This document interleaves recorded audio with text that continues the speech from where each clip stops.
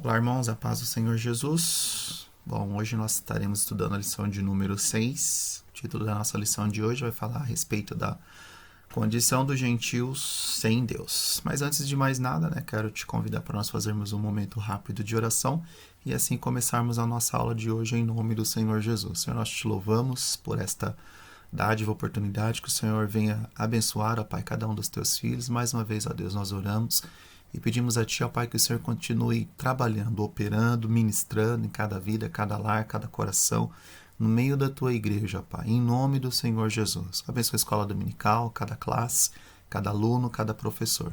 Que o nome do Senhor continue sendo glorificado através da vida de cada um dos Teus filhos. Papai, eu peço mais uma vez que o Senhor abençoe as vidas que estarão ouvindo, assistindo esse vídeo, ó Pai, que elas sejam abençoadas, ó Pai, pelo Teu poder e pela Tua palavra. Continue ministrando aos nossos corações. Meu Deus, é o que eu te peço. E em nome do Senhor Jesus, ó Pai, te louvamos e te agradecemos. Amém, irmãos? Lição de número 6, então, O título da nossa lição vai falar a respeito da condição dos gentios sem Deus. Nós vamos abordar esses três tópicos que estão aí na tela, chamados incircuncisão, estranhos ao concerto da promessa e sem esperança e sem Deus. Bom, vamos lá então. O nosso tema, como nós estamos abordando nas aulas anteriores, é a igreja eleita, redimida pelo sangue de Cristo, selada com o Espírito Santo da promessa. Estamos estudando esse trimestre a carta de Paulo à igreja de Éfeso, aos Efésios. Nosso texto está lá em Efésios, capítulo de número 2, versículo de número 11.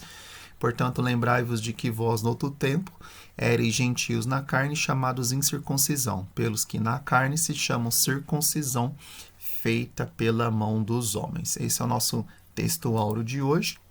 A nossa verdade prática, nosso comentarista nos diz o seguinte, que outrora sem Deus, por meio de Cristo, os gentios tornaram-se descendência de Abraão e herdeiros das promessas do Senhor Deus, tá bom? Logo a gente vai discorrer, a respeito desse conteúdo. Nós vamos falar um pouquinho aí dessa questão dos gentios entrarem no plano da vontade do Senhor Deus através do Senhor Jesus, tá bom? Então, Efésios capítulo de número 2, versículo 11 e 12, é apenas esses dois versículos que nós vamos estudar hoje na carta de Efésios.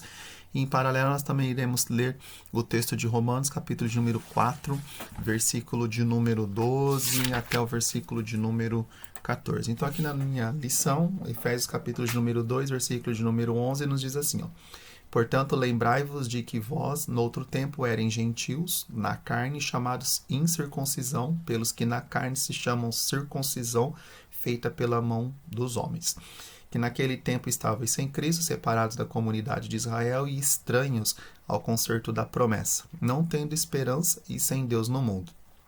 Agora o texto de Romanos, capítulo de número 4, versículos de número 12, 13 e 14, diz assim: E fosse pai da circuncisão, daqueles que não somente são da circuncisão, mas que também andam nas pisadas daquela fé que teve nosso pai Abraão, que tivera na incircuncisão.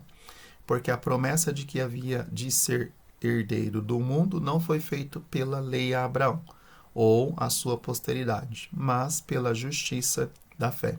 E o versículo de número 14, pois se os que são da lei são herdeiros, logo a fé é vã e a promessa é aniquilada. Então hoje nós vamos abordar um pouquinho a respeito da condição dos gentios, sem Deus. Esse é o nosso tema hoje. Nós lemos aí Efésios 2, verso 11, verso 12.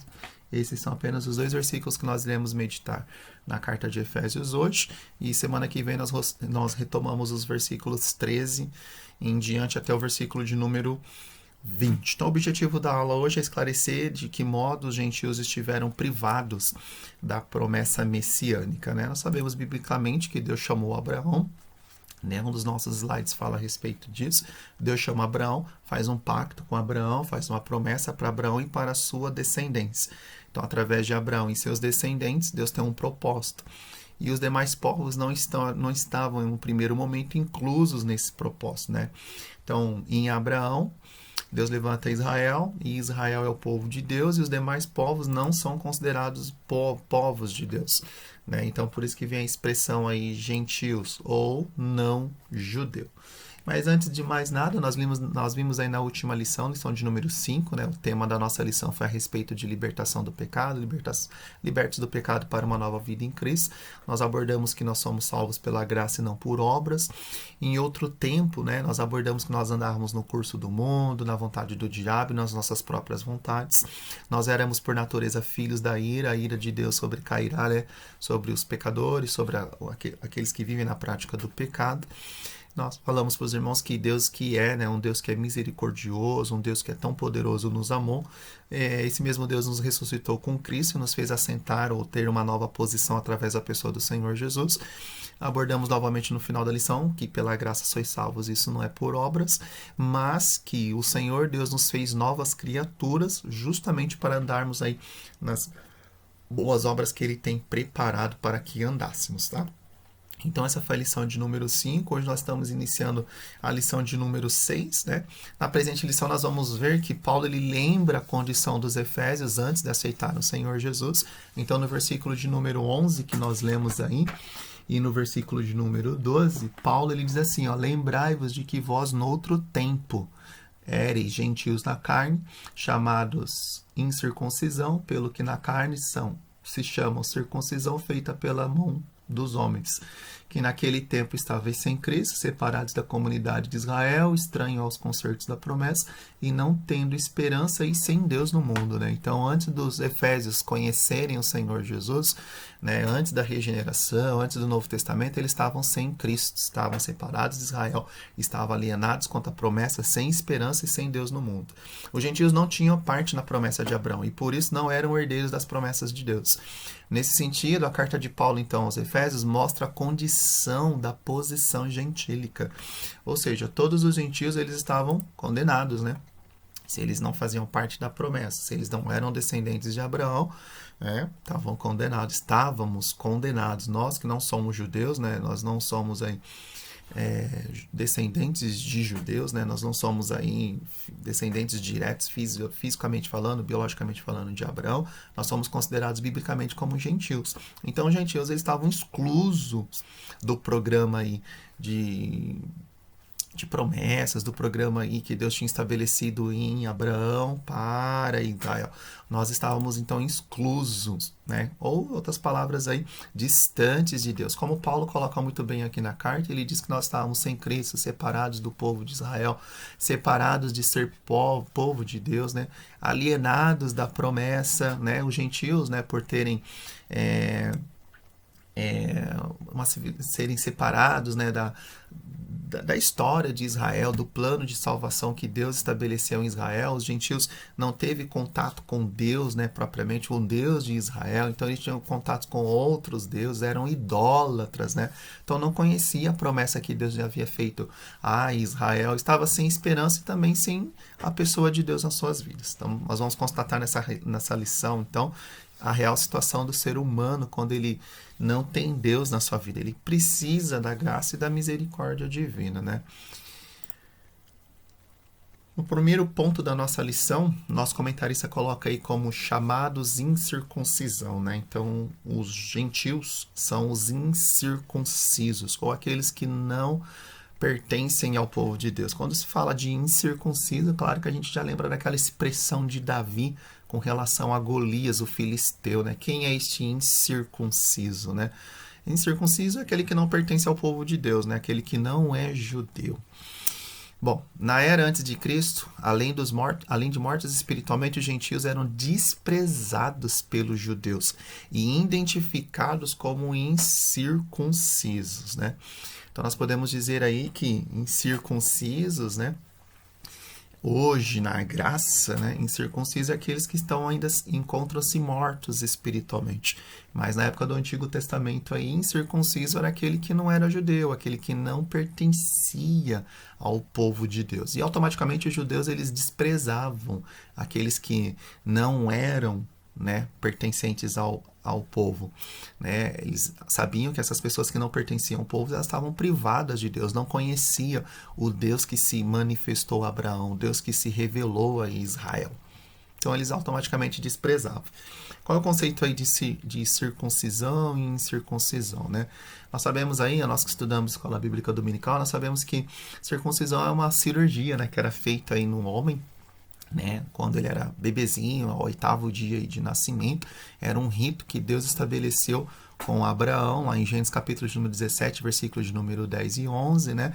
E além dos descendentes de Abraão terem que praticar essa cirurgia, até mesmo os escravos, né, que eram no meio do povo de Israel, para pertencer ao povo, também deveria passar pelo processo de circuncisão. Quem não era circuncidado era tido como incircunciso, portanto, ele era excluído, né, do povo de Israel, e não era participante aí da aliança. Gênesis capítulo de número 17, versículo de número 14, a Bíblia diz o seguinte, ó, que o macho com o prepúcio, cuja carne do prepúcio não estiver circuncidada, aquela alma será extirpada de seus povos. Quebrantou o meu concerto. Então, quem não era circuncidado era excluso do concerto. A circuncisão tornou-se um sinal que distinguia os judeus dos demais povos gentílicos. Então, quem era judeu?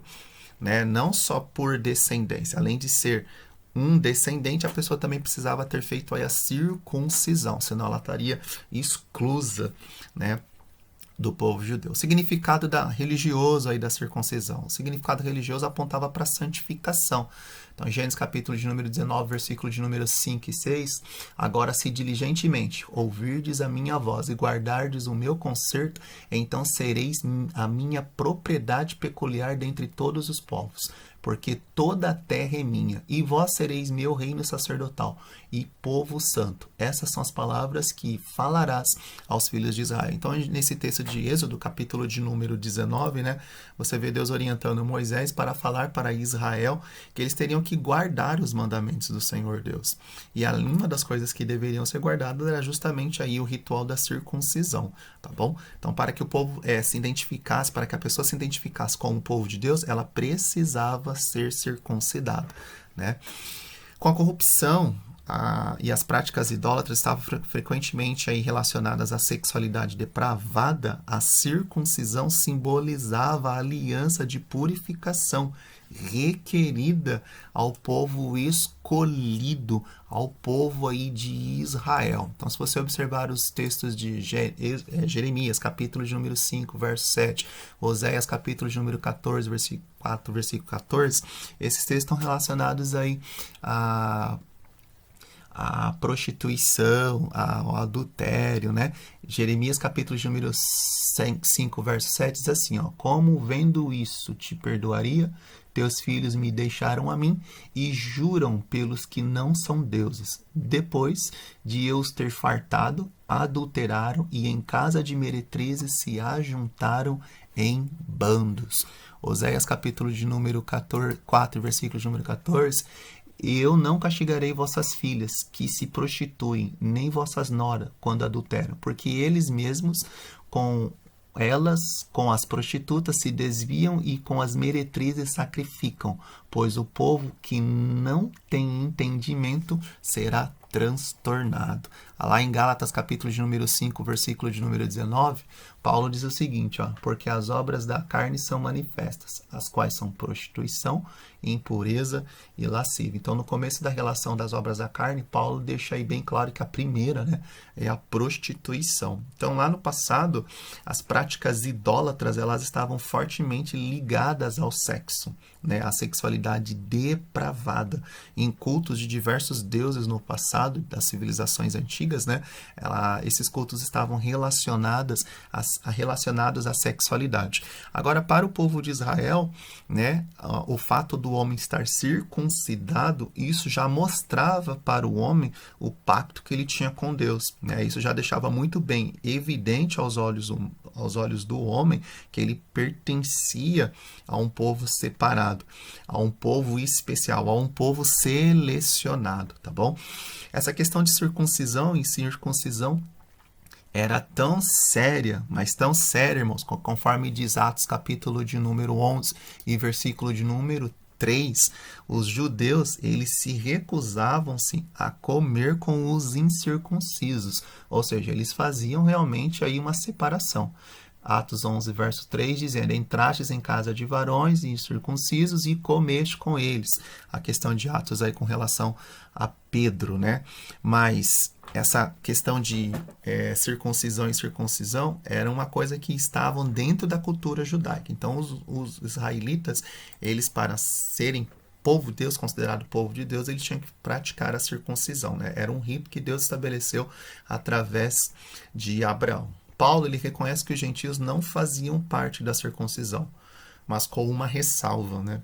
O sinal dos judeus era apenas físico e realizadas por mãos humanas, né? Então, Paulo ele deixa muito bem claro no versículo de número 11 aí que os judeus eles praticavam sim, né, a circuncisão, e a circuncisão era feita por mãos de homens.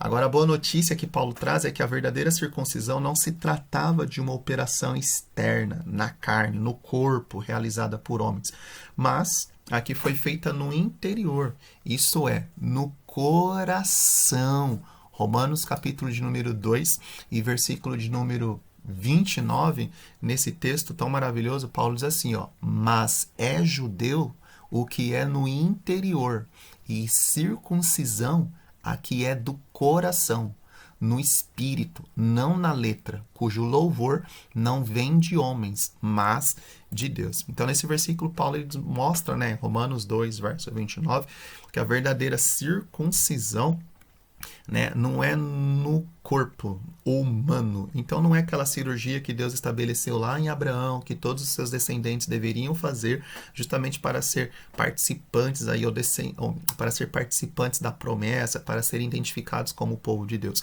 Paulo deixa muito bem claro em Romanos capítulo de número 2, versículo de número 29, que a verdadeira circuncisão é no coração, né? E essa circuncisão no coração, essa cirurgia no coração, ela é operada pelo Espírito Santo, ela é operada pelo Senhor Jesus, ela é operada pelo Evangelho, ela é operada pela palavra de Deus, não mais por mãos humanas. É Deus que faz essa cirurgia, essa operação no coração do ser humano. Aí no final do slide, tá aí para os irmãos verem, assim em Cristo, o sinal de quem pertence a Deus não é a circuncisão e nem a incircuncisão, mas sim, conforme Gálatas capítulo 6, versículo de número 15, é ser uma nova criatura em Cristo. Gálatas 6, verso 15 diz assim, ó: porque em Cristo Jesus nem a circuncisão nem a incircuncisão tem virtude alguma, mas sim o ser uma nova criatura. E como nós já abordamos nas aulas anteriores, para o homem ser uma nova criatura, ele tem que ser regenerado, né? Tem que nascer de novo. Ele tem que crer no sacrifício do Senhor Jesus, ele tem que crer naquilo que o Senhor Jesus fez na cruz, ele tem que deixar o Espírito Santo entrar na sua vida, no seu coração, e o Espírito Santo causar essa transformação. E aqui, aplicando na aula de hoje, o Espírito Santo vai fazer essa circuncisão no coração, né? Ele vai fazer essa cirurgia no coração e vai deixar o homem dentro, né, do programa, da vontade de Deus, vai deixar o homem incluso para ser, né, identificado como israelita lá no passado, precisava ser descendente de Abraão, ou, né, se não fosse descendente de Abraão, precisava ser circuncidado. É claro que até os descendentes de Abraão, eles faziam essa circuncisão, essa cirurgia aí por conta do quesito do pacto, tá bom? Mas hoje, Paulo deixa muito bem claro para nós, nessa lição, na lição que nós estamos abordando hoje, né, que o gentil, ele passou, através do Senhor Jesus, a ser circuncidado no coração, tá bom? Isso é interessante dizer para os irmãos, tem um dos slides lá na frente, mais aí na frente, que houve um problema lá na igreja no passado, na igreja primitiva, né? Quando o evangelho começa a crescer e quando o evangelho ele vai aí para outras localidades e ele começa a abranger também aí os gentios, ou seja, os que não são judeus, e os judeus começam a vir para Cristo, então começou a ter um problema dentro da igreja, assim, os gentios deveriam ou não cumprir o rito da circuncisão. Então a pessoa aceitou Jesus naquela época, começou a ter uns embates dentro da igreja no sentido de que, será que os gentios, para ser salvos, eles precisam ser circuncidados também? Porque nós, israelitas, somos circuncidados e cremos em Jesus. Mas e eles que vieram para Jesus? Eles creram em Jesus, mas eles não são circuncidados. E aí houve esse problema na igreja no passado, né? Nós temos um slide que vai abordar isso. Houve até o primeiro, né, a primeira grande reunião da igreja, o primeiro concílio da igreja lá em Jerusalém, justamente para definir um dos pontos seria a questão da circuncisão. Mas já adiantando para os irmãos, aqui Paulo deixa muito bem claro que não é questão de ser circunciso ou incircunciso, mas sim ser uma nova criatura. Então, hoje que manda no programa da graça, no programa que nós estamos hoje, na dispensação que nós estamos hoje, através da salvação que o Senhor Jesus tem nos proporcionado, né, do seu sacrifício lá na cruz do Calvário tem nos proporcionado, não é mais a questão de ser circuncidado ou não ser circuncidado. O que manda agora é ser uma nova criatura. E ser regenerado, ser uma nova criatura, depende, né, da entrada do Espírito Santo nas nossas vidas e do que ele causa nas nossas vidas. Nós temos que crer no sacrifício do Senhor Jesus, crer no Senhor Jesus, crer naquilo que ele realizou e deixar com que ele faça-nos nascer de novo. Nós precisamos nascer da água e do Espírito, ou seja, ser regenerados, tá bom? Então Paulo deixa isso muito bem claro aí, que hoje, para os gentios, não entra essa questão mais de circuncisão. Isso era algo que envolvia o pacto de Deus com Abraão e os seus descendentes. Então tinha um propósito de Deus para Abraão e para Israel. Os gentios, nós, gentios, necessariamente não precisamos aí da circuncisão, porque a verdadeira circuncisão, como diz Gálatas capítulo 6, versículo de número 15, não é questão de ser circuncidado ou incircuncidado, ou incircunciso, mas sim ser uma nova criatura. Então nós precisamos ser regenerados, tá bom? E não circuncidados. Nesse slide, nós falamos aí que esse assunto de circuncisão gerou bastante discussões, na igreja primitiva. Gálatas, capítulo de número 5, versículo de número 2 e 3, Paulo nos diz o seguinte, eis que eu, Paulo, vos digo que, se vos deixar de circuncidar, Cristo de nada vos aproveitará. E de novo protesto a todo homem que se deixar circuncidar, que estará obrigado a guardar toda a lei. Então olha só como que a discussão foi bem acalorada e Paulo deixou isso muito bem claro em Gálatas. Filipenses capítulo de número 3, versículo de número 2, guardai-vos dos cães, guardai-vos dos maus obreiros e guardai-vos dos da circuncisão. Os da circuncisão eram pessoas que na época queriam fazer com que os cristãos, de diversas igrejas aí da época da igreja primitiva, eles também se circuncidassem. Então os da circuncisão é os que pregavam que os crentes também, os cristãos, deveriam aí também se circuncidar. Em Antioquia, como diz a nossa lição, a questão ganhou muita dimensão e provocou intensos debates e culminou na convocação do primeiro concílio da igreja em Jerusalém, como eu adiantei para os irmãos aí, Atos capítulo de número 15, Atos capítulo de número 15, versículo de número 1, 2, 5 e 6, o texto nos diz assim, verso 1 e 2. Então alguns que tinham descido da Judéia ensinavam assim os irmãos: se vos não circuncidardes conforme o uso de Moisés, não podeis salvar-vos. Tendo tido Paulo e Barnabé não pequena discussão e contenda contra eles, resolveu-se que Paulo, Barnabé e alguns dentre eles subissem a Jerusalém aos apóstolos e aos anciões sobre aquela questão. E lá no versículo de número 5 e 6, capítulo 15 de Efésios, alguns, porém, da seita dos fariseus que tinham crido, se levantaram dizendo que era mister circuncidá-los e mandar-lhes que guardassem a lei de Moisés. Congregaram-se, pois, os apóstolos e os anciões para considerar essa questão, este assunto, como diz o texto aí. Então, nós observamos aí que no começo, na igreja primitiva, ela enfrentou esse problema de circuncisão e de incircuncisão. Por quê? O evangelho estava crescendo, o evangelho estava chegando aos gentios, aqueles que não são judeus. Os gentios estavam se convertendo, e aí alguns cristãos judeus, alguns cristãos que já eram circuncidados, porque na época eles vinham lá do judaísmo, das práticas judaicas, tinham se convertido ao Senhor Jesus, então eles queriam que os cristãos gentios também praticassem as mesmas coisas. E uma delas era aí justamente a circuncisão. A deliberação dos apóstolos sobre o assunto foi sob a orientação do Espírito Santo. E lá no versículo de número 28 e 29, os apóstolos fizeram uma definição. Tá? Junto com a orientação do Espírito Santo, o texto diz assim, ó, na verdade pareceu bem ao Espírito Santo e a nós não vos impor mais encargo algum, senão estas coisas necessárias. Versículo 29, que vos abstenhais das coisas sacrificadas aos ídolos, e do sangue, e da carne sufocada, e da fornicação. Destas coisas fareis bem, se vos guardardes, bem vos vá.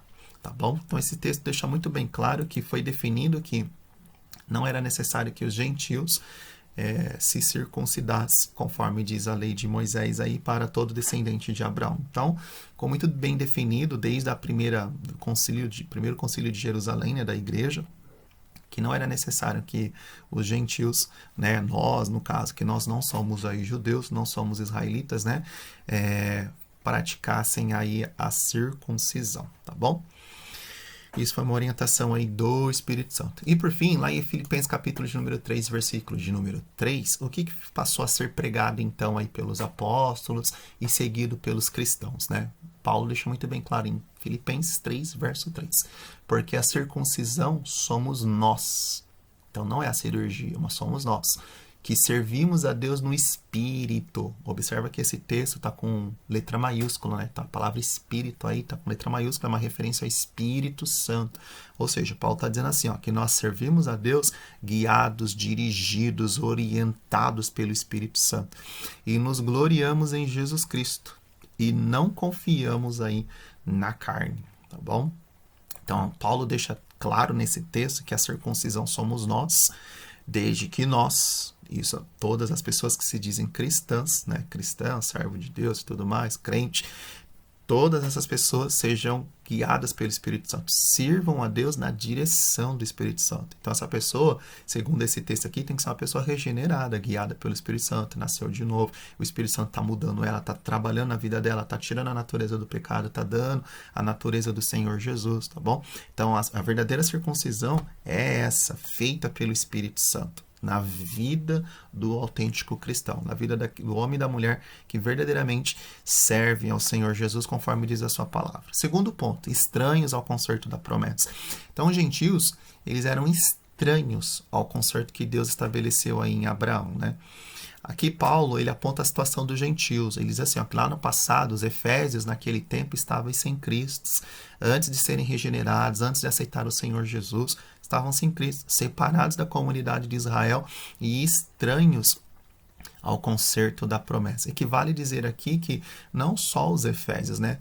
Todos os gentios estavam distantes de Deus, eram separados da pessoa do Messias, Jesus, e estranhos aos concertos que Deus estabeleceu, né, as promessas que Deus estabeleceu na sua palavra aí, através do povo de Israel, através de Abraão, através de Davi e até a chegada do Messias, né? Então nós gentios estávamos longe. Naquele tempo, né, antes de conhecermos a Jesus, não éramos regenerados, então estávamos separados de Deus, separados da vontade de Deus, das promessas de Deus, separados de tudo, né? Uma vida sem Cristo. Ao descrever a história passada dos gentios, Paulo traz à memória que naquele tempo, ou seja, antes deles se converterem, eles viviam imersos aonde? No paganismo, né? Estar sem Cristo significa servir outra coisa, né? O único e verdadeiro Deus está revelado na pessoa bendita do Senhor Jesus. Então, se você quer saber quem é Deus, olhe para Jesus, né? Então, se a pessoa está sem Jesus, ela está sem Deus. E estar sem Deus é viver com deuses, né, está mergulhado aí no paganismo. É isso que Paulo está dizendo para os Efésios.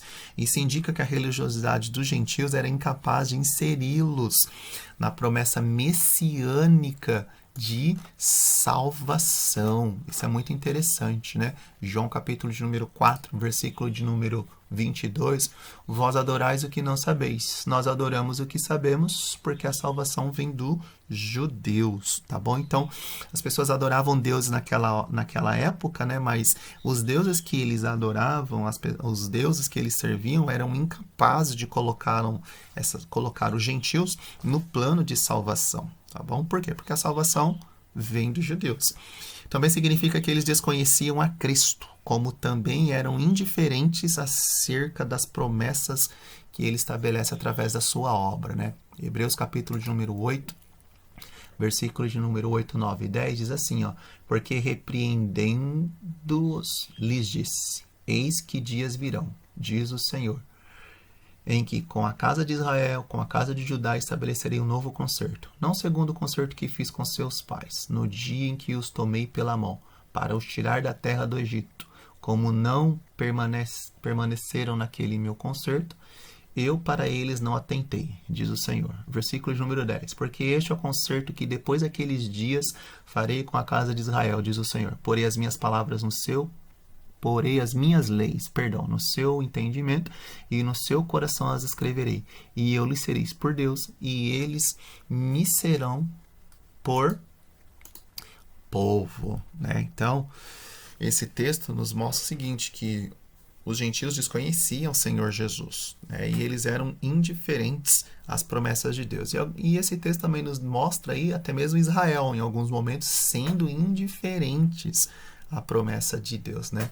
Então, quanto mais os gentios, separados da comunidade de Israel. Ainda o nosso comentarista nos descreve que no versículo número 12, o apóstolo salienta a desvantagem dos gentios não pertencerem ao povo israelita. Estavam excluídos, né, não só dos símbolos externos, mas também não fazia parte, né, da comunidade israelita como povo de Deus. Consequentemente, eles não poderiam usufruir das alianças que Deus estabeleceu em Abraão. A constatação era cruel, né? Pois Deus não havia se revelado aos gentios, pois a chamada divina foi feita a Abraão e a sua descendência.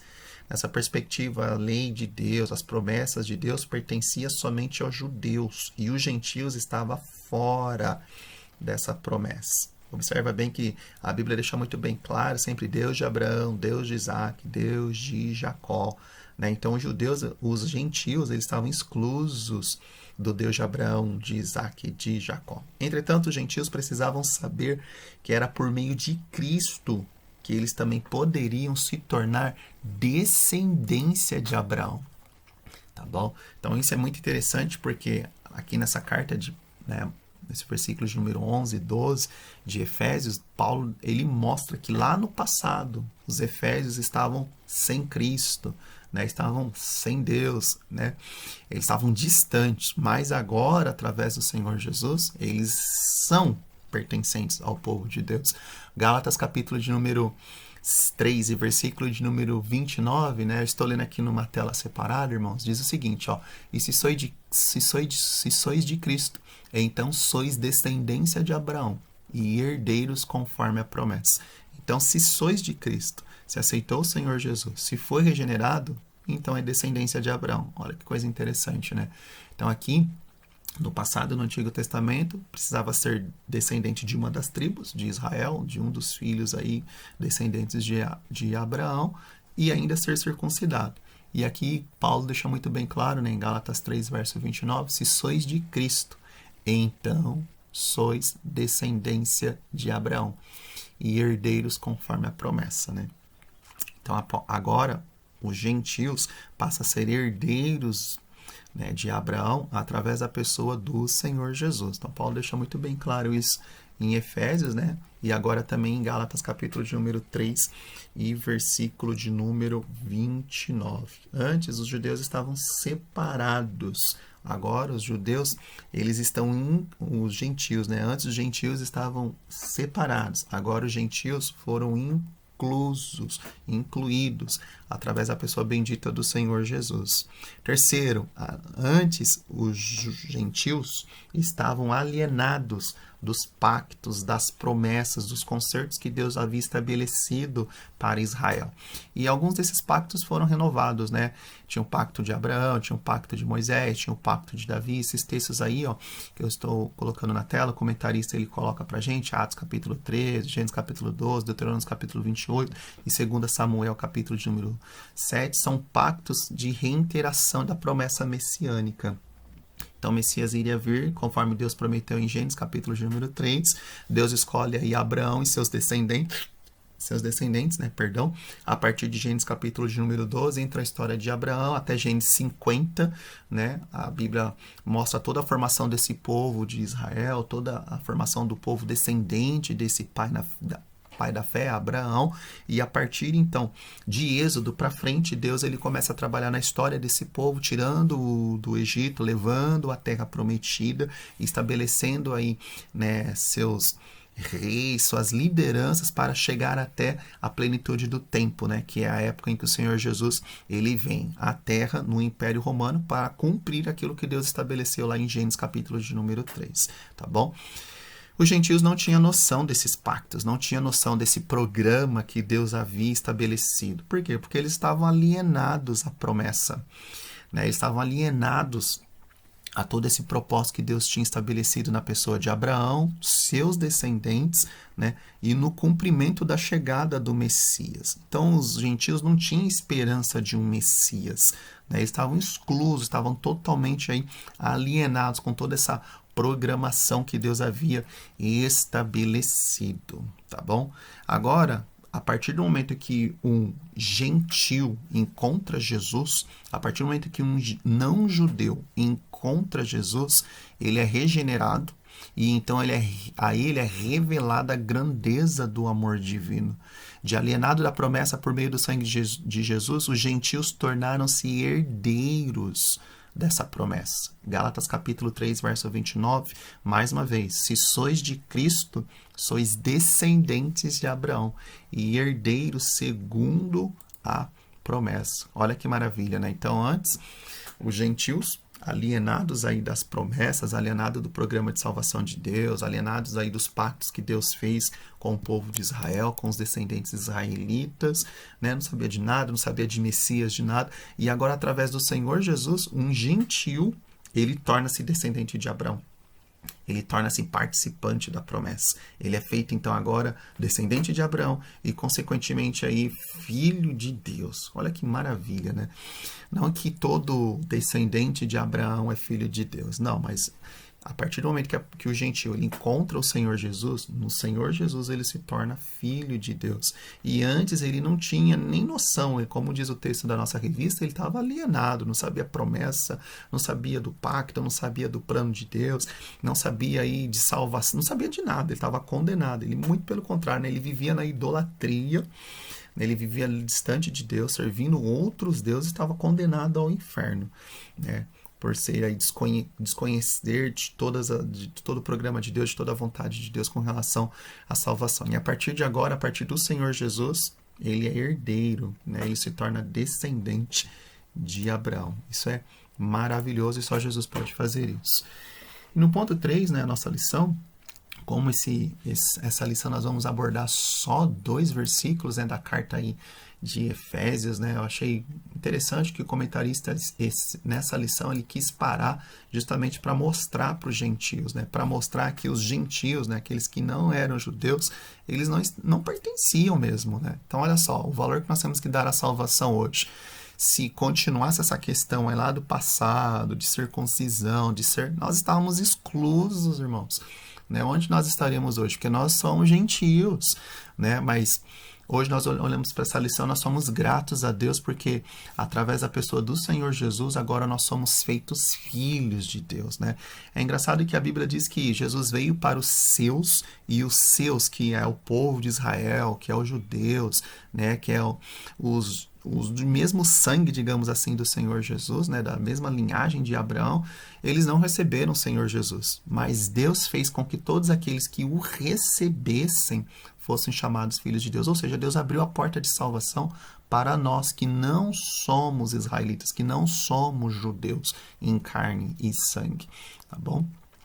E o terceiro ponto nos diz o seguinte, ó, que agora os gentios, eles estão sem esperança e sem Deus. Paulo deixa muito bem claro no versículo de número 12 de Efésios, capítulo de número 2, que os gentios não tinham, né, esperança e sem Deus no mundo. Mais propriamente aí o versículo diz assim, ó, portanto, lembrai-vos que no outro tempo erais gentios na carne, e chamados incircuncisão, pelo que na carne se chama circuncisão, feito pelas mãos dos homens, que naquele tempo, ó, lá atrás, lá no passado, antes de conhecer Jesus, antes de ser regenerados, estavam sem Cristo, separados da comunidade de Israel, estranhos aos concertos da promessa, não tendo esperança e sem Deus no mundo, né? E o que é uma pessoa sem esperança?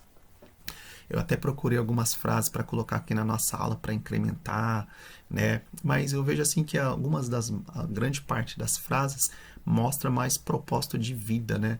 Por exemplo, é uma pessoa sem esperança, é uma pessoa sem sonho, uma pessoa sem sonho, uma pessoa que não tem vida e por aí vai. Mas eu não queria resumir aqui esperança só nesse sentido de realizações pessoais, realizações particulares, realizações físicas na Terra, sonhos, né, que nós temos que correr atrás sim, aqui na Terra sim, realizações aqui, conquistas materiais sim. Isso é importante. Muitas das vezes, né, nós sempre, às vezes, trazemos mensagem para os irmãos, correr atrás do seu sonho, Deus vai realizar o seu sonho. Se o seu sonho for um sonho no programa de Deus, isso vai acontecer, né? Mas o que é uma pessoa aí sem esperança, né? Eu fiquei pensando para trazer para os irmãos uma ideia aí de esperança, né? Conforme também diz a nossa lição. Se você pensar, né, no contexto fora da palavra, fora da Bíblia, né, até mesmo esse contexto aí de gentil e judeu, no passado, se você olhar, a maior parte, né, das civilizações antigas aí, algumas criam na questão de vida após morte e outras não criam. Mas a Bíblia deixa muito bem clara, né, para o povo de Deus, para Israel e agora para a igreja também, que é o povo de Deus, que existe vida após morte, existe vida além do túmulo, né? E essa é a esperança que nós temos, essa é a certeza que nós temos no nosso coração. Mas lá no passado, as pessoas achavam que a vida era só aqui e acabou. Morreu, acabou. E até mesmo hoje, né? Tem pessoas que hoje elas não acreditam que além do túmulo existe uma vida, continue a vida, né? E é interessante dizer isso para os irmãos, por quê? Porque a Bíblia ela nos leva a ter esperança na eternidade. Ter esperança que um dia viveremos com Deus, ter esperança que um dia ressuscitaremos, ter a esperança de que o Senhor Jesus irá voltar para buscar a sua igreja.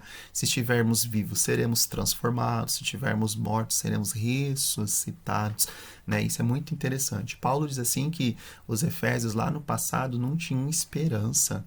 Imagina se esses irmãos que Paulo está escrevendo a carta, eles lá no passado, eles eram idólatras, né? Como muitos deles eram. E nessa idolatria deles aí, eles crescem que morreu, acabou. Então eles não tinham esperança nenhuma. O que é viver aqui sem ter, né, certeza de que quando você morrer a vida continua? Não tem esperança. Você só vive o momento, só vive o agora.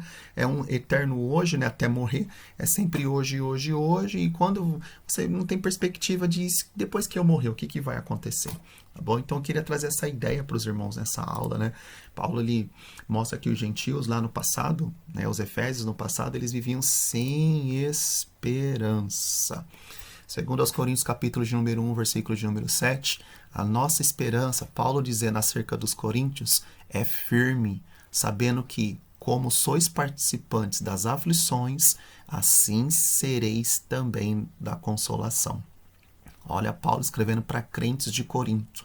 Assim como eles tinham aflições, né, e eles participavam das aflições, Paulo tinha uma certeza que eles também seriam participantes da consolação. Opa, então peraí. Há uma esperança então de consolação lá na frente. Se você sofre hoje pelo Evangelho, se sofremos hoje pelo Senhor Jesus, há uma perspectiva de consolação. Então, hoje, se nós participamos das aflições, é claro que a aflição aqui vão aplicar no contexto bíblico, tá? A aflição por evangelho, né? A aflição pelo Senhor Jesus, perseguição pelo Senhor Jesus, então haverá uma consolação, tá bom? 1 Tessalonicenses, capítulo número 2, versículo de número 19. Porque qual é a nossa esperança? Ou gozo, ou coroa de glória? Porventura, não sois vós também diante de nosso Senhor Jesus Cristo em sua vinda? Uma outra esperança que Paulo tinha. Ele tinha uma perspectiva de ver os irmãos de Tessalonicenses de pé, diante do Senhor Jesus, quando o Senhor Jesus viesse. Então, Paulo ele queria que os irmãos de Tessalônica, né, permanecesse na carreira, permanecesse no evangelho até o retorno do Senhor Jesus. E quando o Senhor Jesus voltasse, né, quando o Senhor Jesus voltasse, eles estivessem diante do Senhor Jesus. Ou seja, eles perseverassem até o fim, tá bom? Hebreus capítulo de número 10, versículo de número 23. Retenhamos firmes a confissão da nossa esperança. Por quê? Fiel é o que prometeu. Então, retenhamos firmes a confissão da nossa esperança, porque fiel é o que nos prometeu. Quem nos prometeu vida eterna? Jesus. Deus nos promete vida eterna através do Senhor Jesus. Então, fiel é o que prometeu. Por isso, retenhamos firme a confissão da nossa esperança. Em 1 Coríntios capítulo 6, verso 14, ora, Deus, que também ressuscitou o Senhor, nos ressuscitará pelo seu poder. Ó, então aqui é uma promessa. Paulo está dizendo que Deus, que ressuscitou o Senhor Jesus, nos ressuscitará. Então aqui a gente tem uma perspectiva, uma esperança. Olha só que coisa maravilhosa. 1 Coríntios capítulo de número 15, versículo de número 42. Assim também a ressurreição dos mortos. Semeia-se o corpo em corrupção, ressuscitará em incorrupção. 43. Semeia-se em ignomínia, ignomínia ressuscitará em glória. Semeia-se em fraqueza, ressuscitará com vigor. 44. Semeia-se corpo animal, ressuscitará corpo espiritual. Se há corpo animal, há também corpo espiritual. Em 2 Coríntios capítulo número 4, versículo número 14, sabendo que o que ressuscitou o Senhor Jesus, nos ressuscitará também por Jesus e nos apresentará convosco. Olha que maravilha. Então, nós temos esperança. Nós temos esperança de uma vida eterna. Nós temos uma esperança de ressurreição após morte. Ressurreição aqui não é ressurreição do espírito, igual nós falamos em outras aulas com relação à regeneração. Não, Paulo aqui em 1 Coríntios capítulo número 15, ele está deixando muito bem claro sobre a vida plena espiritualmente, né? A vida plena espiritualmente que eu digo é depois da morte, né? No futuro, o Senhor Jesus ele virá e ele ressuscitará os seus servos, ressuscitará aqueles que permaneceram fiéis, e esses que forem ressuscitados pelo Senhor Jesus receberão um corpo aí espiritual para viver eternamente com o Senhor Jesus. Então nós temos essa esperança.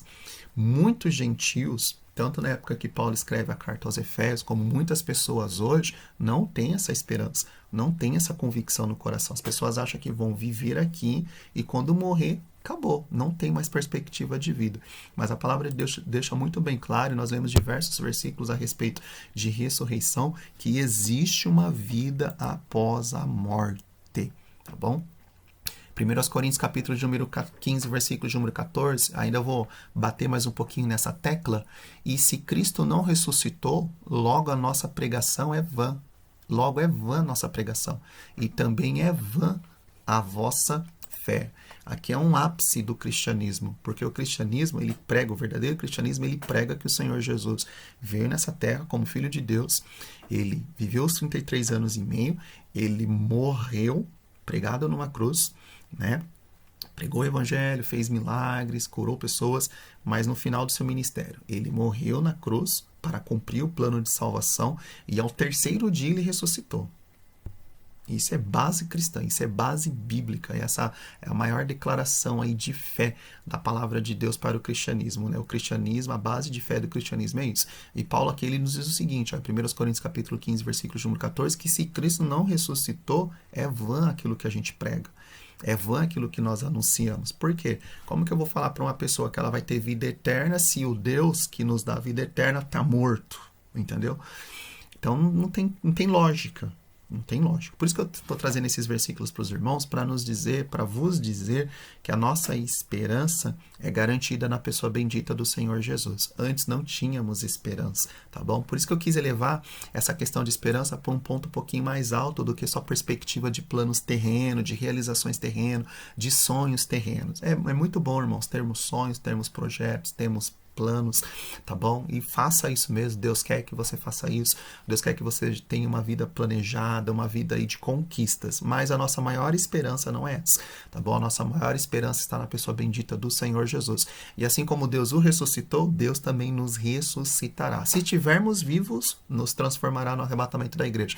Mas se já estivermos descansando, dormindo em Cristo, né? Se morrermos aqui, nós temos uma certeza, uma convicção no nosso coração. Qual? Que Deus, ele nos ressuscitará, tá bom? Ainda continuando os versículos, 1 Coríntios 15, verso 17, se Cristo não ressuscitou, é vã a nossa fé, e permanecemos nos nossos pecados. 1 Coríntios 15, verso 20, mas agora Cristo ressuscitou dos mortos, e foi feito primícia dos que dormem. Lembra que eu disse para os irmãos nas aulas anteriores que Deus está levantando uma nova raça humana? Cristo é a primícia. Cristo é o primeiro que ressuscitou para nunca mais morrer. Nós temos outros personagens bíblicos, outras pessoas na Bíblia que ressuscitaram e morreram. Lázaro é um, por exemplo. Ressuscitou, Jesus foi lá, ressuscitou, tirou Lázaro do túmulo, mas passou um período, Lázaro morreu de novo. Tá bom? Agora, esse texto aqui está dizendo de uma ressurreição que é para a eternidade, tá bom? Uma ressurreição que a pessoa volta num corpo glorioso, conforme diz Paulo em 1 Coríntios, capítulo de número 15, né? É um corpo espiritual, tudo mais. E essa pessoa volta num corpo espiritual e vive eternamente, tá bom? E essa é a nossa bendita esperança. 1 Tessalonicenses, capítulo de número 4, versículo de número 14. Porque se cremos que Jesus morreu e ressuscitou, assim também aos que em Jesus dormem, Deus os trará com ele. Então essa é a maior esperança do nosso coração, tá bom? Nós temos certeza, plena convicção de que a palavra do Senhor, o Senhor Jesus, ele ressuscitou conforme diz a palavra do Senhor, e a palavra do Senhor diz que da mesma forma como Deus o ressuscitou, Deus também ressuscitará os seus servos, nos ressuscitará. Isso, irmãos, é glorioso, isso é maravilhoso, tá bom? Então eu quero enfatizar isso nesta aula hoje para os irmãos, porque antes nós não tínhamos essa oportunidade. Antes nós não conhecíamos isso, antes nós não tínhamos isso no nosso coração.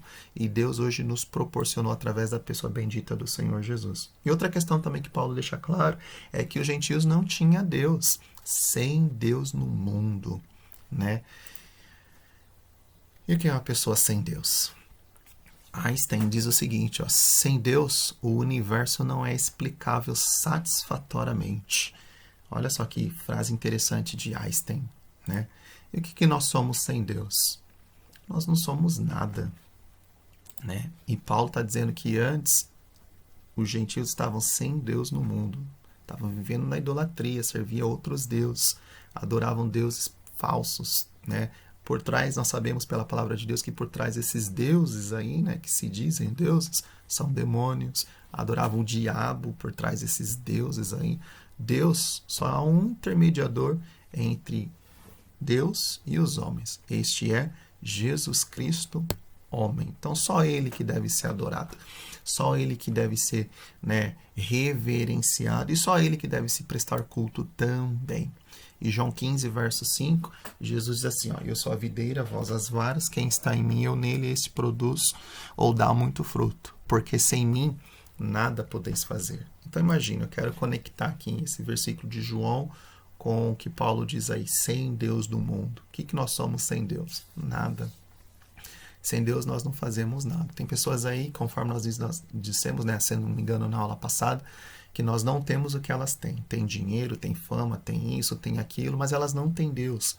E não ter Deus significa o seguinte, ó, se morrer, não é Deus que vai ressuscitar? Se morrer, se não tem Deus, se morrer, como que fica depois? Entendeu? Então, essa pessoa está perdida, está infelizmente condenada. Então, as pessoas que não têm Deus, elas precisam de Deus. E eu e você, nós somos o canal de Deus na Terra para levar o conhecimento de Deus para essas pessoas, para levar Deus até essas pessoas, né? Para apresentá-las que existe um Deus poderoso, que é o Senhor Jesus. Morreu, ressuscitou ao terceiro dia e que quer fazer uma obra gloriosa na vida dessas pessoas. Então, lá no passado, né, os efésios estavam desprovidos de esperança. A palavra esperança traz a ideia de confiança também, né? E nas escrituras, ela está sempre interligada às promessas divinas. Podemos afirmar que os gentios eles estavam desprovidos de esperança por conta da filosofia grega, né? Como Paulo está falando aos Efésios, né? Então, a filosofia grega, já na época dos Efésios, descartava a possibilidade de vida além túmulo, que eu falei para os irmãos anteriormente aí. Em tantas né, civilizações e tantos pensamentos humanos lá no passado, as pessoas achavam que morreu, acabou, não tinha mais vida. E a filosofia grega, né, alguns filósofos estão atrelados a isso, né? Até hoje, pessoas da nossa sociedade atual, muitas delas não acreditam que exista vida além túmulo, principalmente as que estão mais interligadas à filosofia e também, tá bom? Além dessa questão, embora Deus tivesse decretado incluir os gentios no plano de salvação, eles mesmos ignoravam as promessas. Por isso, não tinham em quem sustentar qualquer esperança. Então, olha lá. 1 aos Coríntios, capítulo de número 9, versículo de número 10. Ou não o diz certamente por nós? Certamente que por não estar escrito, porque o que lavra deve lavrar com esperança. E o que debulha deve debulhar com esperança de ser participante.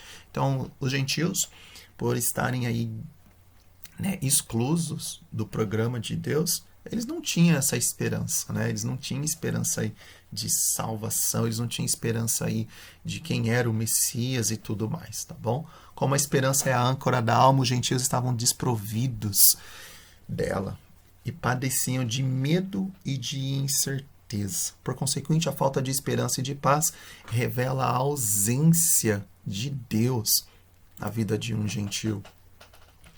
A expressão sem Deus, conforme nossa revista, né, ela não significa que eles não tinham deuses, né? Eles tinham lá seus deuses. Até mesmo nós estamos falando da carta de Paulo a Efésios, lá em Éfeso tinha lá o templo de Artemis, né, a deusa Diana. Então eles serviam lá os deuses lá da época, os deuses da Grécia, os deuses de Roma, tudo mais. Eles eram politeístas, idólatras, né, pois acreditavam em muitos deuses. Assim, por meio do paganismo, eles estavam alienados do Deus verdadeiro, do Deus de Israel. E era isso que é justamente o que o diabo fazia.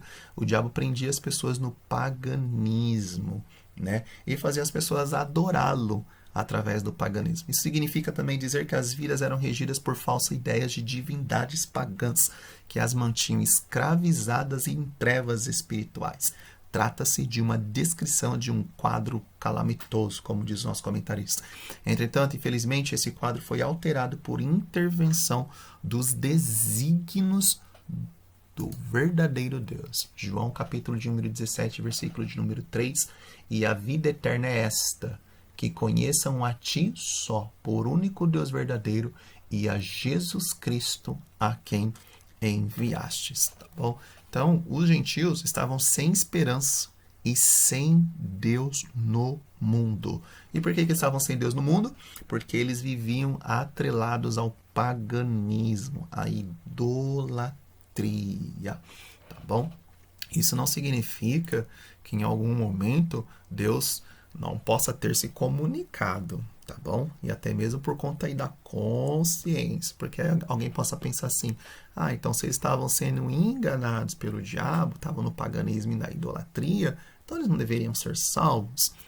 Ninguém, irmãos, vai poder acusar a Deus de que era inocente, tá bom? Todo ser humano vai comparecer diante de Deus, até mesmo aqueles que serão condenados por toda a eternidade, Deus, ele vai mostrar a essas pessoas todas as vezes que Deus tentou mostrar para elas a realidade da salvação, a realidade do Evangelho, a realidade do Senhor Jesus, a realidade daquilo que eles estavam fazendo errado e não deveriam fazer, quer pela sua consciência, quer aí pela natureza e etc, tá bom? Então isso não é desculpa para a pessoa ficar pensando, então eles deveriam ser salvos. Não, não deveriam não, porque Deus aí ele tentou de diversas formas, da sua maneira, e ele sabe da particularidade de cada ser humano individualmente, o que ele fez aí para alcançar as pessoas, tá bom? E conclusão, irmãos, nossa aula hoje é bem curtinha, justamente por conta de ser 2 versículos da carta, né? No outro tempo, os gentios eram incircuncisos, né? E nós também, como gentios, estávamos incircuncisos, excluídos da aliança com Deus, separados de Cristo, separados de Israel, vivemos alienados do concerto, alienados das promessas que Deus estabeleceu e desesperançados, longe de Deus, tá bom? Mas tudo isso mudou porque um dia encontramos o Senhor Jesus e através do Senhor Jesus, né, fomos regenerados, fomos salvos e hoje nós estamos na presença de Deus. Que gloriosa salvação que Deus tem nos dado, né? Isso é maravilhoso. Amém? Que Deus possa nos fortalecer, que Deus possa cada dia mais e mais nos abençoar, te abençoar, e que você possa permanecer firme com o Senhor Jesus, tá bom? Deus tem um propósito especial na sua vida, e eu sei que seu coração está cheio de esperança aí na presença de Deus, principalmente nesse momento que nós estamos aí vivendo de pandemia, né? Esse momento de distanciamento da igreja, distanciamento aí uns dos outros, tá? Mas que você possa ficar firme com o Senhor Jesus, porque nós temos esperança, nós temos esperança. Nós temos um Deus que tudo vê, nós temos um Deus que tudo pode, nós temos um Deus que tem todo o poder no céu e na terra, e nada foge ao poder do nosso Deus. Amém, amados? Que Deus possa te abençoar em nome do Senhor Jesus, tá bom? Como eu disse para os irmãos, hoje a lição é bem curtinha, só 2 versículos aí da carta de Paulo aos Efésios, né? Mas hoje, graças a Deus pela pessoa bendita do Senhor Jesus, nós conhecemos o Senhor Jesus, e apesar de não sermos judeus, sermos gentios, nós estamos salvos e somos filhos de Abraão, né? Olha que maravilha. Bom, vai chegar o dia em que nós vamos assentar na mesa, lá na eternidade, e teremos o privilégio de ver Abraão, Isaac, Jacó, Moisés, Elias e tantos outros. Mas o maior privilégio que nós devemos considerar é ver a pessoa bendita do Senhor Jesus, que foi por Ele que nós fomos salvos, e foi por Ele que nós adentraremos os portões celestiais, adentraremos as mansões celestiais. Amém, querido? Que Deus possa te abençoar em nome do Senhor Jesus. Amém? Que Deus possa abençoar você, sua casa e sua família. E hoje também é Dia das Mães, né? Quero aproveitar para desejar um feliz Dia das Mães a todas as mamães, todas as nossas alunas da escola dominical que são mães, que Deus possa abençoá-las em nome do Senhor Jesus. Amém, amados? Vamos orar? Senhor, nós queremos te louvar, ó Pai, por esta oportunidade que o Senhor tem nos concedido. Que o Senhor continue, ó Pai, trabalhando, que o Senhor continue operando, que o Senhor continue ministrando em cada vida, cada lar, em cada coração. Somos gratos a Ti, ó Pai, pelo Senhor ter nos ajudado, ter nos abençoado e até aqui, ó Pai, ter nos fortalecido. Senhor, gratos somos a Ti por essa esperança que o Senhor tem colocado no nosso coração. E gratos somos a Ti também, Senhor, porque hoje nós estamos inclusos, ó Pai, incluídos, ó Deus, no povo do Senhor, no meio do Teu povo, nos Teus planos, nos Teus projetos, nos Teus propósitos, e também somos participantes das Tuas promessas. Ó Senhor, nosso coração exulta em gratidão na Tua presença. Que o Senhor continue, ó Pai, trabalhando, abençoando e operando, ó Pai, cada um dos Teus filhos. Meu Deus, é o que eu te peço. E em nome do Senhor Jesus, ó Pai, te louvamos e te agradecemos. Amém. E amém. Amém, amados. Que Deus em Cristo vos abençoe. Se assim for a vontade do Senhor Jesus, semana que vem nós estaremos gravando mais um vídeo e compartilhando com os irmãos. E seguiremos aí Efésios, capítulo número 2, versículo de número 13 em diante. Amém? Que Deus em Cristo vos abençoe em nome do Senhor Jesus.